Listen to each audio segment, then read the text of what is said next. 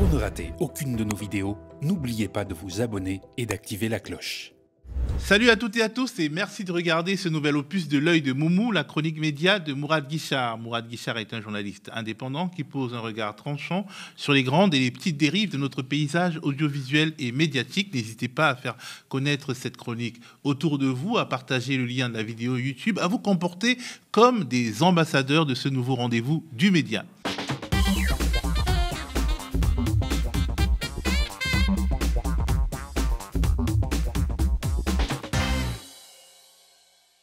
Salut Mourad. Bonjour à toutes et à tous, bonjour à toi Théo. Tu voulais commencer par une sorte de mise au point. Oui, la semaine dernière, je vous avais passé un extrait d'une interview de Rima Hassan, donc la candidate insoumise aux européennes, par Gilles Bornstein, notre confrère de France Info. Sa réponse n'était pas complète parce que j'avais coupé un petit peu tôt, effectivement. Et c'est Alex, l'un de nos commentateurs sur YouTube, l'un des nombreux commentateurs sur YouTube, qui a fait remarquer que peut-être fallait-il voir la fin, l'intégralité, du moins, de la réponse de Rima Hassan. Donc je vous propose de le regarder immédiatement.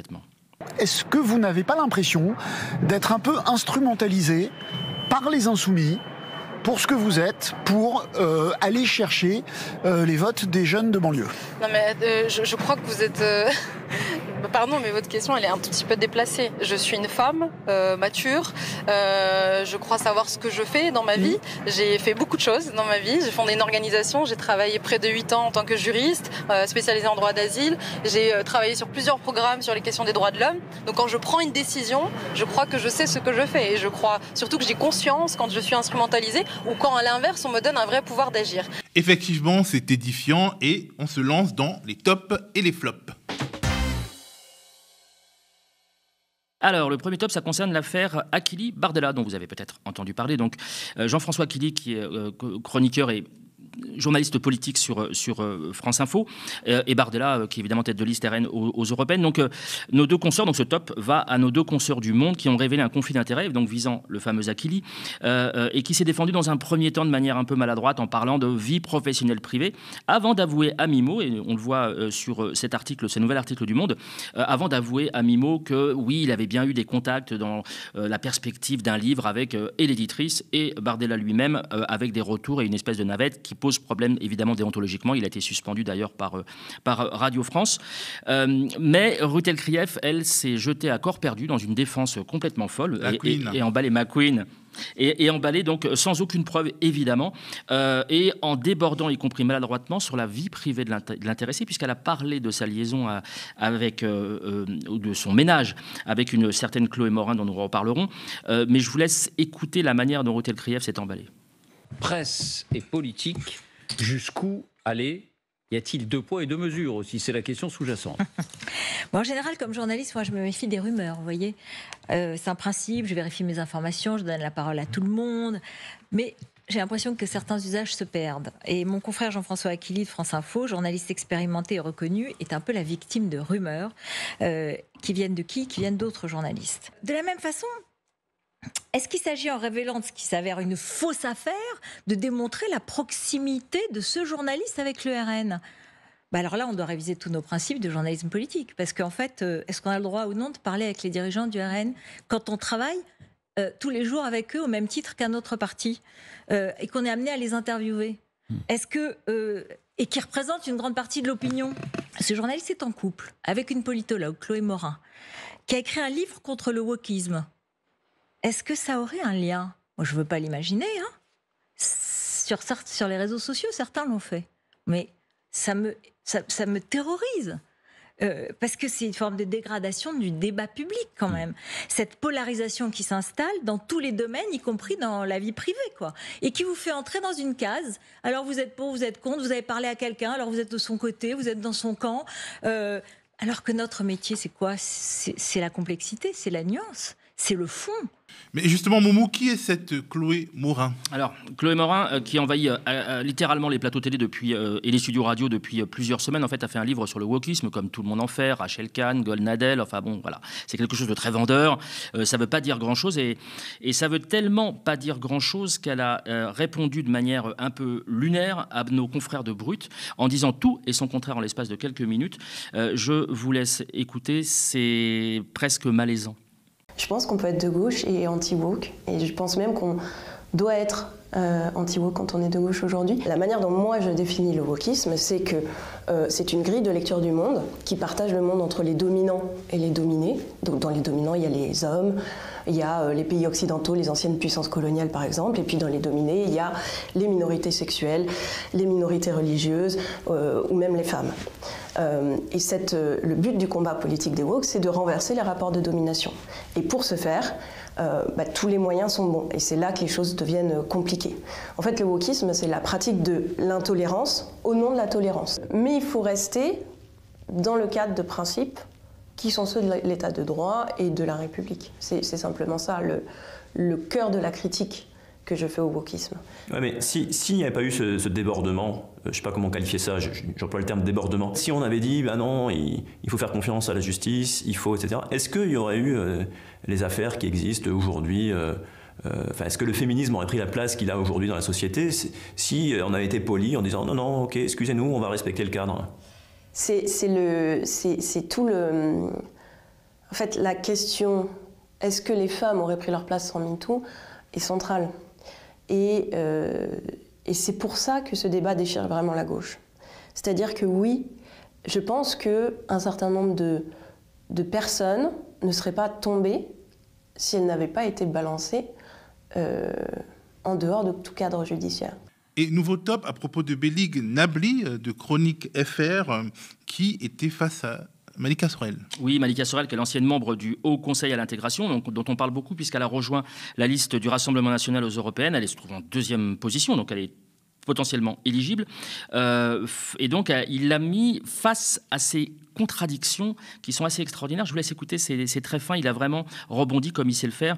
Donc, Belig Nabli de Chronique FR. Je vous laisse écouter. Ceux qui sont déjà français d'origine étrangère seraient intégrés. Or, nous voyons que ce n'est pas le cas. Je pense que dans le monde politique, il faut également savoir tenir compte de l'évolution de ce qui se passe. Et pour un certain nombre de sujets... Les Français d'origine étrangère ne seraient pas intégrés. J'ai dit qu'il y a des difficultés d'intégration, tout à fait, avec même une dégradation. Je ne parle pas de mon cas personnel. Juste pour vous poser une question, je donne la parole à Pierre-Georges Salbrun. Attendez. Alors, ce qu'il y a de bien et de positif de la part de Belig Nabli, évidemment, c'est de l'avoir remise à sa place, d'une part, d'avoir pointé sa contradiction, mais ça montre en même temps que ce travail qui est fait n'est pas fait de manière systématique par les journalistes en plateau, et là, ça pose un problème, évidemment, professionnel. D'ailleurs, quel est le background de cette Malika Sorel ? Alors, c'est quelqu'un qu'on voit sur les plateaux télé depuis un certain nombre d'années. Alors, Najette, qui est une internaute, nous a ressorti une vidéo, je la remercie, nous a ressorti une vidéo où on la voit face à la fille, je le précise, la fille de François Mitterrand, et on voit là de quel type de coup bas elle est capable, et on attend avec impatience, c'était évidemment ironique, les débats qui vont avoir lieu d'ici les européennes. Je vous laisse regarder. Pourquoi croyez-vous que l'on publie des livres ? Parce que parfois, par la plume, c'est beaucoup plus simple de donner un certain nombre d'exemples. Je ne peux pas. De combien de temps vais-je disposer ? Je vais disposer de 2-3 minutes. Beaucoup d'exemples, j'en ai cité énormément, y compris les choix cyniques opérés par François Mitterrand, qui sont dénoncés par. C'est vous qui me parlez. C'est vous, absolument. Mais c'est vous qui me posez la question, vous me donnez des exemples. Oui, mais quel est le rapport ? Relisez les exemples. Parce que ce qui nous arrive date du début des années 80, les années Mitterrand. L'œuvre politique de mon père, dont je ne suis personnellement pas tout à fait. Je ne parle pas de votre père, madame, je parle de François Mitterrand. C'est exactement la logique de votre livre, c'est-à-dire François Mitterrand a été président de la République. C'est du pamphlet, du ressentiment, on ne comprend rien. Mais moi, j'adorerais que vous nous donniez une solution. Non, vous ne comprenez rien, mais je ne l'ai pas écrit pour vous, mon livre, madame. Je viens de dire, je l'ai écrit pour les Français, pour les générations futures, mais ne vous inquiétez pas. Il y a beaucoup de gens, apparemment, qui ne sont pas français. Beaucoup d'immigrés qui ne semblent pas français dans votre livre, d'ailleurs.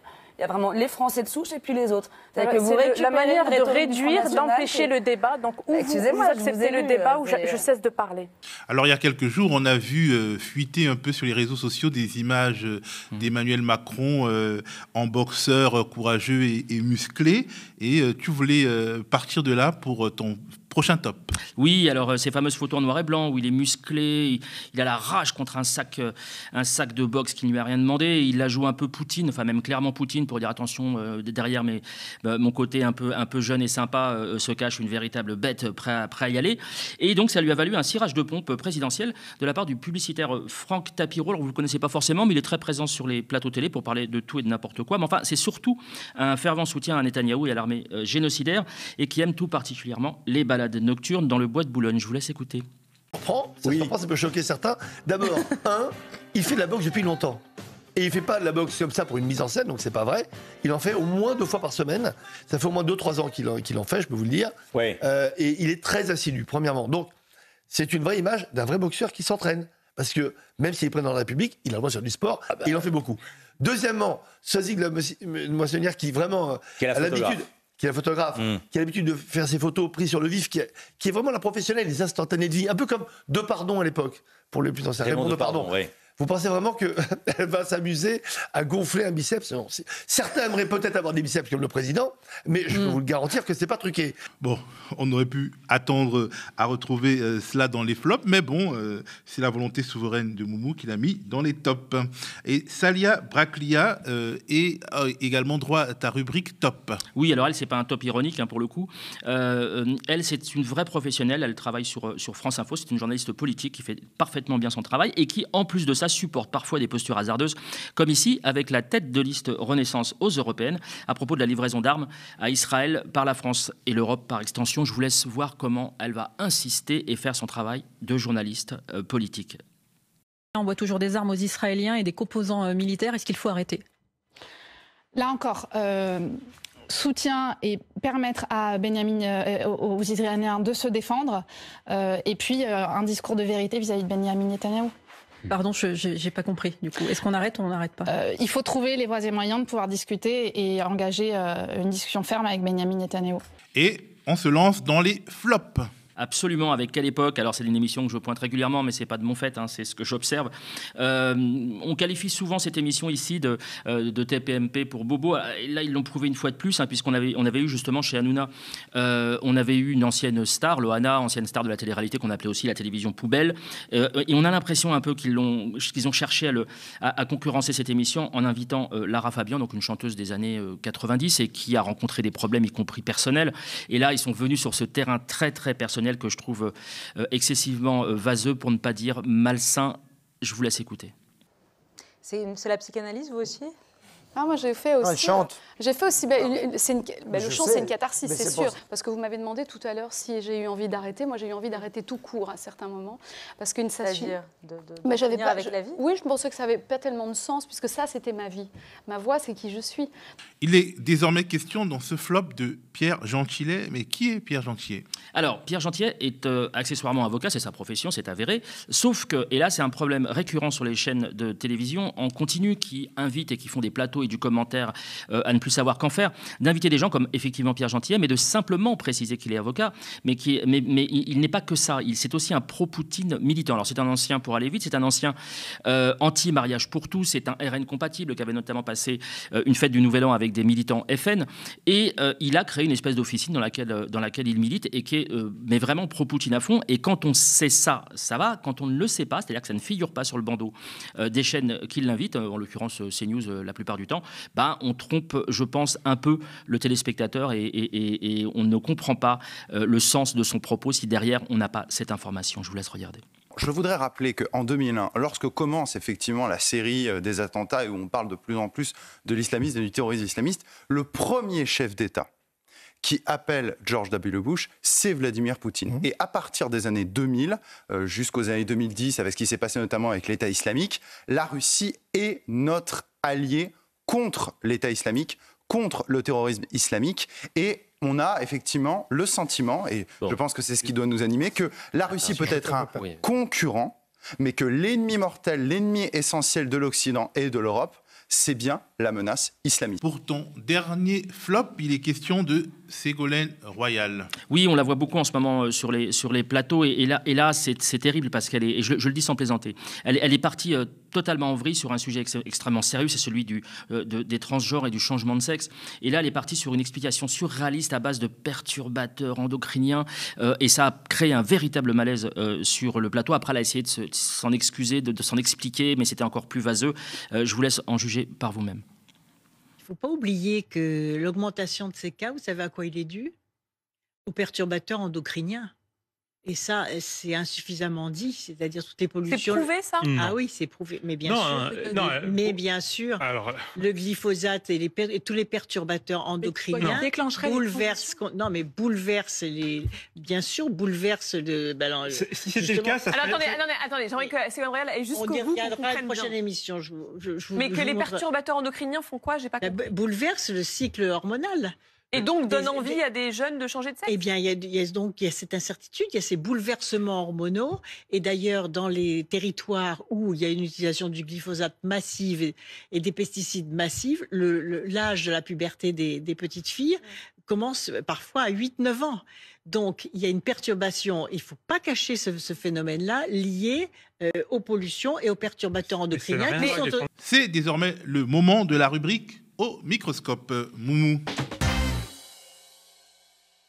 Oui, alors j'ai pris le grand parmi les grands en ce moment qu'on voit partout, qu'on entend partout, c'est Bernard-Henri Lévy, nous avait un petit peu manqué, et comme un malheur n'arrive jamais seul, évidemment, le revoici.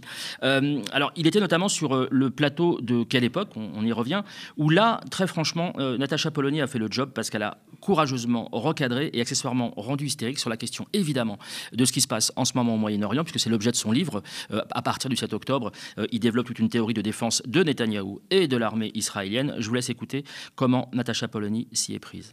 Dans l'histoire récente, ce qui a détruit systématiquement les processus de paix et donc la possibilité de faire cesser cette horreur entre Israël et les Palestiniens, ceux qui ont torpillé les processus de paix, c'était les intégristes des deux côtés. Et ce ne sont pas des islamistes qui ont tué Yitzhak Rabin, c'était un intégriste juif. Ce qu'est en train de faire Benyamin Netanyahou ne mérite pas un soutien inconditionnel. Pourquoi? Parce que ça nourrit la haine. Et parce que vous êtes en train de fabriquer des générations de soutien du Hamas. Oui, je vous dis vous, parce que vous expliquez que tout cela est normal et qu'il faudrait aller taper Rafah en plus sans vous rendre compte que ce que vous craignez, à savoir le renforcement du Hamas, il n'arrivera pas du fait qu'on arrête ce massacre, mais au contraire du fait qu'on le maintienne, ce qui crée de nouveaux combattants. Il faut au contraire stopper cela, donner à des peuples qui ont un droit, eh bien, le droit qu'ils méritent, d'autant plus que ce non-respect du droit international. Mais de quoi vous parlez de non-respect du droit international? Pardon, pour l'instant, on n'est pas dans le non-respect du droit international. Terminez, puis vous répondrez. On est dans une invasion sans précédent par des mecs qui arrivaient à 3 sur des motocyclettes, par deltaplane, qui ont violé des femmes par dizaines, qui les ont encore une fois éviscérées, qui ont tué des enfants, qui ont brûlé des familles entières, et vous me parlez du droit international. Oui, vous convenez qu'il y a des milliers d'enfants qui sont morts déjà depuis 5 mois côté palestinien. À quel moment vous direz, comme Anne Sinclair qui dit il y a des moments où il faut dire qu'il faut que ça s'arrête? Je ne vais pas répondre à votre question. À combien d'enfants? C'est de la comptabilité macabre, ça. Évidemment que je ne vais pas répondre à cette question-là. Alors dans cette émission, on a également vu une cartographie mystérieuse. Je vous laisse regarder, elle apparaît à l'écran. Si quelqu'un a la traduction, je suis preneur, parce que j'ai regardé sur les réseaux sociaux et personne, et pas même les cartographes les plus aguerris, ne comprennent ce qu'il y a, ne comprennent les codes couleurs, ne comprennent les légendes. Donc si vous avez une explication, vous savez où me trouver. Alors, il y a eu la contradiction avec Natacha Polony, mais heureusement, et sinon il n'irait pas aussi souvent sur les plateaux télé, heureusement BHL peut compter sur des soutiens d'une bienveillance rare, comme celui du célèbre féministe Christophe de Chavannes. D'ailleurs, écoutez comment BHL qualifie le 8 mars, c'est pour ça que je parlais de féminisme. Alors le 8 mars, je rappelle que c'est la journée internationale des droits des femmes. Voilà comment BHL, sans contradiction, va la rebaptiser. Ou le silence même, et je vais peut-être me faire lyncher, mais ou le silence même, enfin que je trouvais moi fort silencieux et fort longtemps, du milieu féministe même français, qui a mis du temps à voire pas encore. Mais elle ne l'a pas encore fait. Écoutez, il y a encore quelques jours, une quinzaine de jours, la fête des droits des femmes, le 8 mars, rappelez-vous ce qui s'est passé. En fait, ce livre qui ne va pas se vendre, comme tous les livres et tous les films qui produit, qui n'ont généralement aucun succès, c'est un prétexte, me semble-t-il, de tout ce que j'ai pu lire et voir, que c'est une espèce de prétexte à un service après-vente pour Netanyahou et l'armée génocidaire israélienne. C'est un véritable hymne à l'amour, en général. Dès qu'il passe quelque part, ça se traduit comme ça. Au point, comme ici, vous allez le voir, de minimiser les pertes civiles. Je mets pertes civiles entre guillemets, puisque c'est l'expression qu'emploient les pro-Netanyahou. Je vous laisse écouter. L'armée israélienne déploie des efforts considérables dans cette situation immonde qui est une situation de guerre, dans cette situation incroyablement complexe qui est la guerre hybride à l'intérieur d'une ville surpeuplée pour faire le moins de victimes civiles possible. Vous savez, je parlais l'autre jour avec un grand général américain, général Petraeus, qui connaît bien tout ça, qui était en Afghanistan, etc., et qui me dit... c'est la complexité de cette guerre à Gaza, elle est sans précédent dans l'histoire. Et naturellement, l'autre mission concerne la Cisjordanie occupée. Et là, le but pour BHL, c'est de tourner en dérision la situation en Cisjordanie. Je dis bien tourner en dérision, vous allez pouvoir écouter. Là aussi, avec la volonté de minimiser les faits. Je vous laisse juger.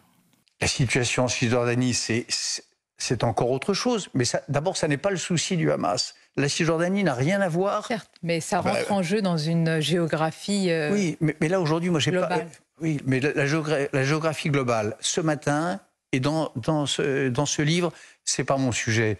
Mon sujet aujourd'hui, c'est la libération des otages. C'est ma question. Oui, c'est la libération des otages, c'est l'arrêt de cette guerre, et c'est la destruction du Hamas. C'est ça le sujet. J'entends, mais certains disent qu'en Cisjordanie, quand même, c'est une occupation avec des méthodes extrêmement brutales et radicales. C'est pour ça que je vous pose la question dans une globalité qui s'entend. D'abord, c'est pas tout à fait une occupation. C'est un régime beaucoup plus complexe. Il y a une autorité palestinienne corrompue au-dessous de tout, mais enfin qui en principe est en charge du territoire, qui est en charge de sa sécurité, qui est en charge de sa prospérité. Et dans une sorte d'autoportrait, BHL est assez, finalement, sans le vouloir, assez performant dans le regard qu'il peut porter sur lui-même et qui peut dénoter d'une certaine réalité. C'est super Narcisse en personne. BHL, quand on l'interroge sur BHL, c'est encore BHL qui en parle le mieux. Je vous laisse en juger, c'est assez amusant. Vous expliquez qu'il faut, à terme, il faudra une solution à 2 États. On n'a pas l'impression que Benyamin Netanyahou est sur cette ligne. En tout cas, il n'en parle pas. Il n'a pas l'air de chercher des interlocuteurs modérés, ça c'est une chose. Et il y a peut-être une deuxième condition, c'est la fin des implantations en Cisjordanie. Et j'avoue, je dois avoir l'honnêteté de dire que vous l'expliquez dans le livre, vous dites qu'il va falloir retirer ces colonies qui sont pour le coup des... Vous dites Israël n'est pas un État colonial, mais ça ce sont des colonies. Et je vous ai entendu dire chez Europe 1, ces 3 caravanes sur des collines, c'était quand même... alors, qui dit vrai? Je dis 2 choses. Le BHL du livre ou le BHL d'Europe 1? BHL à Europe 1, il dit c'est votre phrase. Oui. Et la question que le monde entier se pose, dans des frissons et dans une peur généralisée, peut-on remplacer BHL ? Alors, BHL répondrait mieux que moi à la place, puisqu'on parle de BHL et que c'est lui qui en parle le mieux. Mais enfin, il y en a quand même un autre, c'est Alexandre Devecchio du Figaro qui l'a fait en l'interviewant sur Sud Radio. Et voilà sa réponse, elle est assez amusante et involontaire, je pense, mais je vous laisse écouter, ça raconte quelque chose. C'est le beau rêve des Lumières, le beau rêve d'Emmanuel Kant. Oui, mais est-ce que c'est pas un rêve naïf? On en parlera après la pause. Alain Finkielkraut, As-tu un coup de cœur aujourd'hui, Mourad ? Oui, c'est un coup de cœur comme toutes les semaines. C'est un coup de cœur multiple cette fois-ci. Ça va vers un certain nombre d'associations, les militants associatifs en fait, qui dans leur ville, dans leur village, se battent pour des causes louables, des causes justes, comme généralement c'est des choses qui tournent autour de l'environnement que j'ai pu pointer. Alors j'en ai souligné 2. C'est Lande Grohan au pied du mur, qui se trouve dont les militants sont à Langrune et qui se battent pour les questions environnementales, pour la protection du littoral et ainsi de suite. Et une autre qui est droit, accessibilité, mobilité Cité Métropole Orléans, DAMO, qui se trouve à Orléans, comme son nom l'indique, et qui milite pour la place du vélo dans la cité. Et les deux ont un point commun, mais comme beaucoup d'autres militants à qui je dédie ce coup de cœur, c'est qu'ils se retrouvent face à des élus qui pensent n'avoir aucun compte à rendre d'une part, et surtout ne maîtrisent pas ces dossiers-là, alors qu'eux les maîtrisent parfaitement. Donc vraiment, je voudrais leur souhaiter bon courage et bonne continuation dans leur militantisme d'intérêt public. Et c'est désormais l'heure des remerciements, comme le veut la tradition. Oui, absolument, et je sais qu'elle est attendue, donc je vais me faire un plaisir de saluer les gens sans qui nous ne serions pas grand-chose. C'est les gens qui nous regardent, qui nous suivent, et qui ont sur les réseaux sociaux beaucoup d'échanges, notamment, et qui sont, je trouve, enrichissants. Alors, je vais les citer. Maïka Fabi, Épure Simouv, FC Antifa, Candice Skywalker, Bunny 75, Duc Vador, Gare du Nord, autrement appelé Grumier 1, Cad avec un H après le K, Badou, Little Kevin Bitterfruit, avec l'accent, Fatma Bouvet de la Maisonneuve, OAO, Morad L, Sylvie Delacroix-Saint-Jacques, Annie Saint-Léger, Nacha Gagnebin, Nostal Geek et Kamel B. J'aurais un dernier remerciement tout particulier pour un jeune téléspectateur qui s'appelle Paul, qui a 11 ans et qui arrive parfois à décrocher de sa partie de Fortnite pour regarder notre émission. Je le salue et je l'embrasse. Merci Mourad et merci à vous d'avoir regardé l'œil de Moumou sur le média, sur le canal 350 de la Freebox, sur YouTube ou sur notre site internet. Le média, votre média, on le rappelle, ne vit que des abonnements de soutien et des dons de celles et ceux qui le regardent et qui l'aiment, comme vous. Alors si vous le pouvez, allez sur lemediatv.fr/soutien et donnez-nous de la force, donnez-vous de la force. Restez connectés aux médias.